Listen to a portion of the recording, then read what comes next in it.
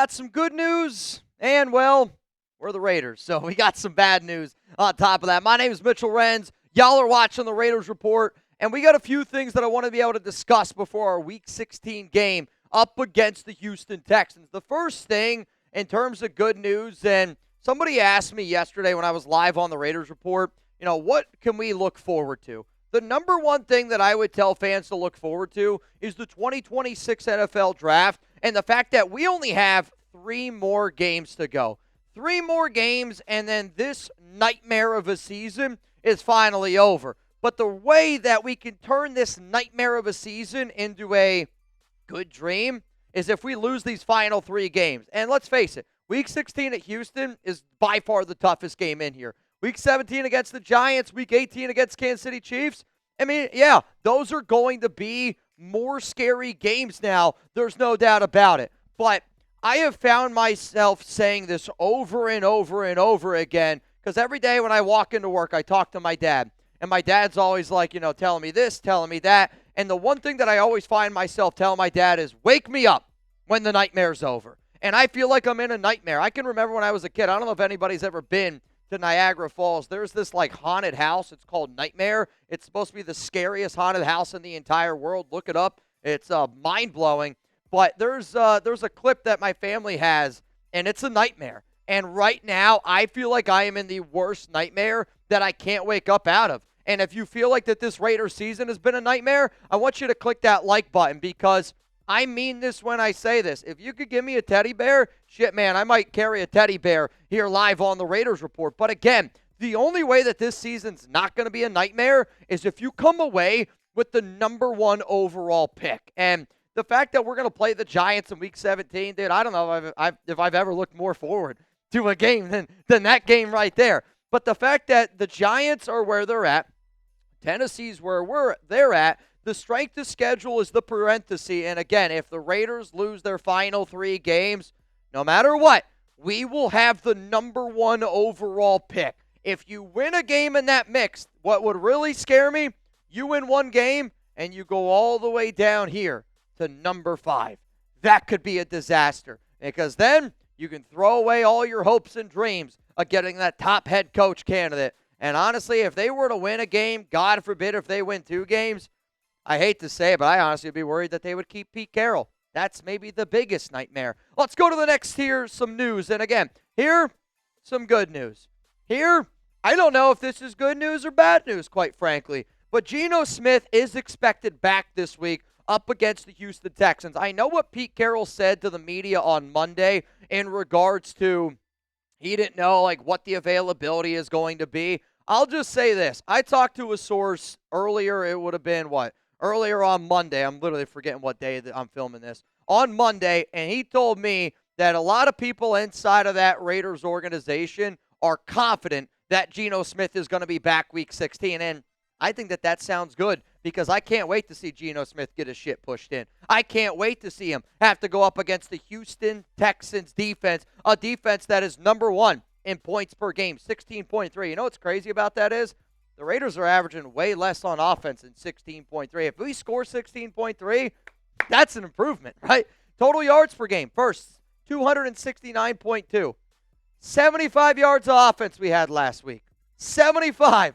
Yikes. 24 turnovers. That's third. Sacks, 38.0. I want to see Geno Smith get his absolute shit pushed in. And if you hate the fact that I'm saying that, you can get mad at me all you want. Because I went on social media the other day and I go, I've been told that I've been too negative. What's the number one thing that y'all want to see me doing more on game day? I think the overlying number one thing that I saw was root against the Raiders harder. So you know what I'm going to do? Every single game, when the Raiders play the Texans, when the Raiders play the Giants, when the Raiders play the Chiefs, if the Texans get a touchdown, I'm going to be freaking the F out the same way we did when Dante Thornton caught that sliding catch to win against the New England Patriots, which still seems like the craziest game I have ever thought of. But the Raiders are 14.5-point dogs.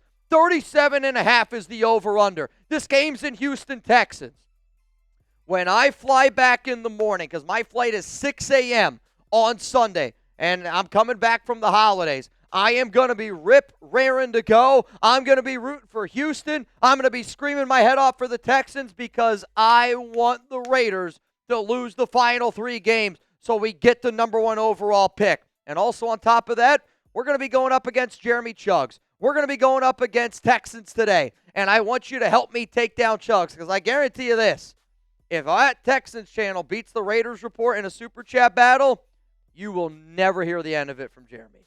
I will never hear the end of it from Jeremy. To make sure we never hear the end of it from Jeremy, whether you give a shit about this game or not, I hope you pull up. I hope you get ready because it's going to be a freaking movie. Let's go to the next good and bad news here. I think the good news is that the Chiefs dynasty, I'm wondering if it's over. And I'm not celebrating the fact that Patrick Mahomes tore his ACL. I want to be very clear on that. I'm not celebrating that at all. From somebody that's torn their ACL and has had to go through that process, I wouldn't wish that on anyone. I'll tell you that right now. But what I am going to celebrate is the fact that Kansas City has been eliminated from the playoffs after their loss to the Los Angeles Chargers.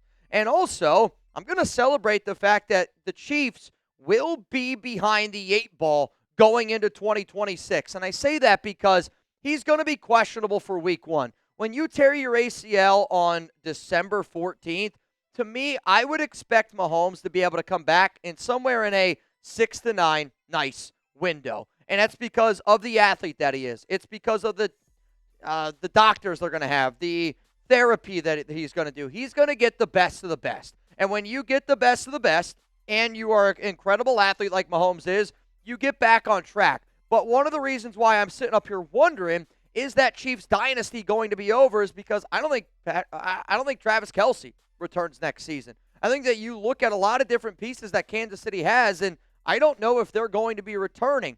And I also know when you get a lot of different moving parts and a lot of new pieces, it's not exactly as easy to be able to hop on that bike and just keep it rolling. So because I don't know and I don't anticipate Mahomes to be able to practice in May, June, July, August, and if he does, it's going to be on a very limited basis. That puts the Kansas City Chiefs in 2026 behind the 8 ball. One of the most amazing stats that I've ever heard was Tom Brady, never in his entire NFL career, took a single snap where they were out of playoff contention. Technically, Mahomes is probably going to be able to say the exact same thing because he's going to miss these final 3 weeks of the season.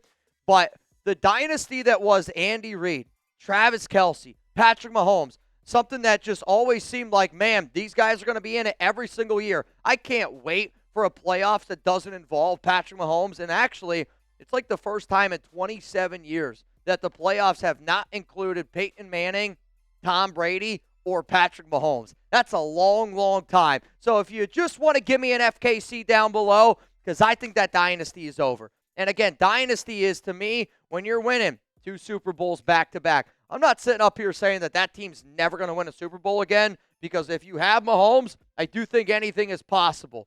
But I really, really think that the book that was the Kansas City Chiefs dynasty, I think we have just shut it closed. And if you agree with that, give me an FKC down below. Coming up next year, more good, bad news.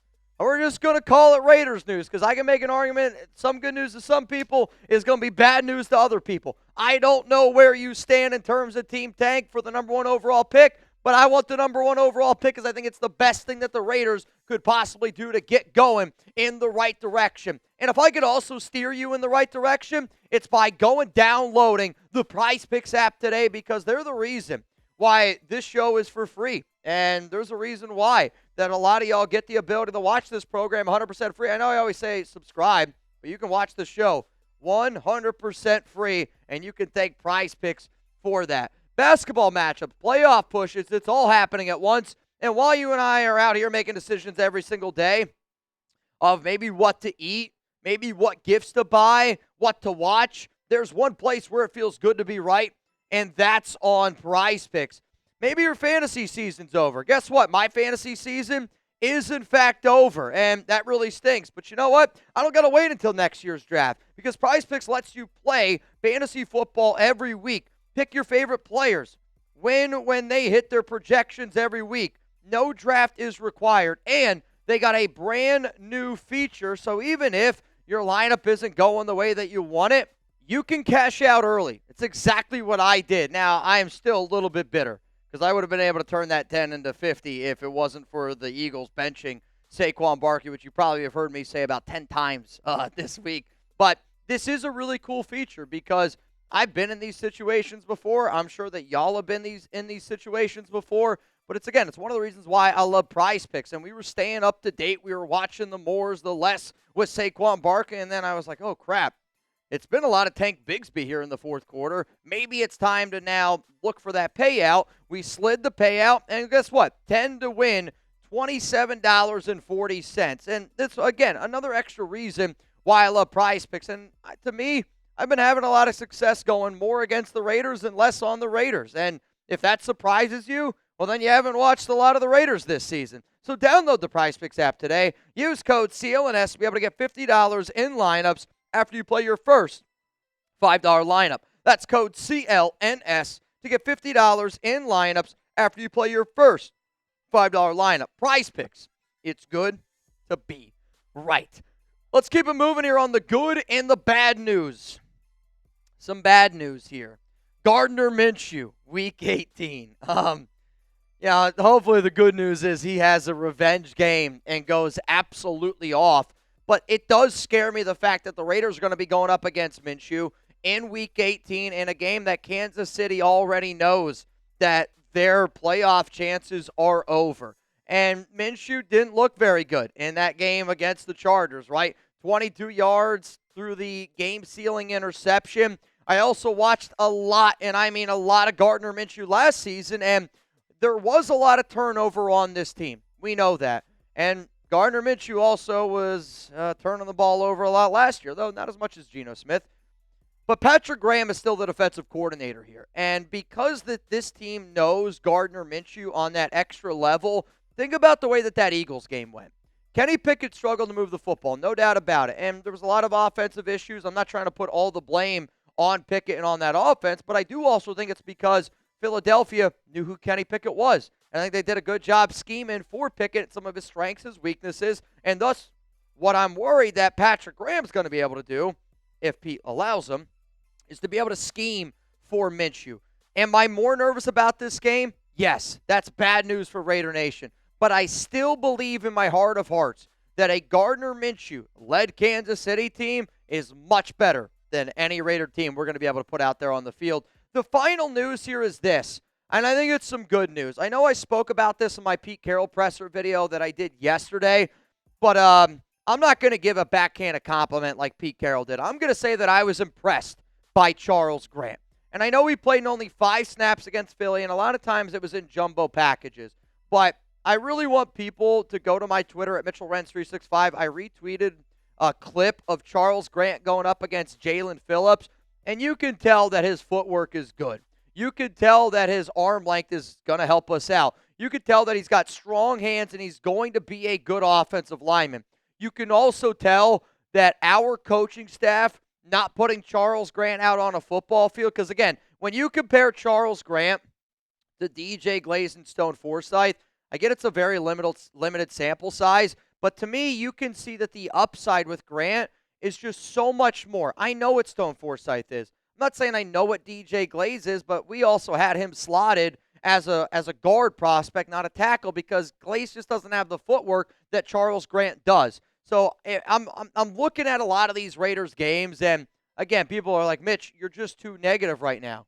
I don't disagree with you. I don't want to be negative, but the Raiders are 2-12. So one of the things that I'm really going to try to do is, in all the bullshit that the Raiders are this season, I am going to try to find some glimmer of hope. I am going to try to find that glass half full. And even in the limited reps that I saw from Charles Grant, I was impressed by Grant. And you know what? I want to see more out of him. I want to see what Charles Grant looks like when Caleb Rogers is playing right next to him. That might be the smartest thing that Pete Carroll could do in Week 16 up against Houston, because it's going to be a tough test. Texans' best defense in the NFL. But if Caleb Rogers and Charles Grant look good up against the Houston Texans, well then, you know what? That's something that I can hang my hat on going into next offseason. So before I get out of here, the Raiders rookies, they've actually played better of late. But I do think that that's more proof of how awful this coaching staff is and how bad they are at making decisions, because you can't tell me that Stone Forsythe and DJ Glaze at this point have looked better than those limited reps than Charles Grant. You can't tell me that this organization really thought that Will Putnam and Jordan Meredith and Alex Capper were a better center interior offensive lineman than JPJ. You can't sit up here and tell me insert blank. Kai Blue Kelly's better than Darian Porter. I know Darian Porter struggled. But this coaching staff does things all the time that don't make any sense, and they do it over and over. So to the next coaching staff, they need to know how to develop players, and they need to know what their players are, how to use them, and what the talent is. Good coaches develop schemes. Good coaches develop their plan around the players they have. What bad coaches do, and what has really plagued our last coaches that have gotten fired, from John Gruden, I know he stepped down, but Gruden still wasn't good, to Josh McDaniels, to now Pete Carroll, is they are taking players and forcing them into their system. If the round peg doesn't fit in the triangle, quit trying to shove it in the triangle. Because if you keep trying to shove it, I'm going to give you something that you can go ahead and shove.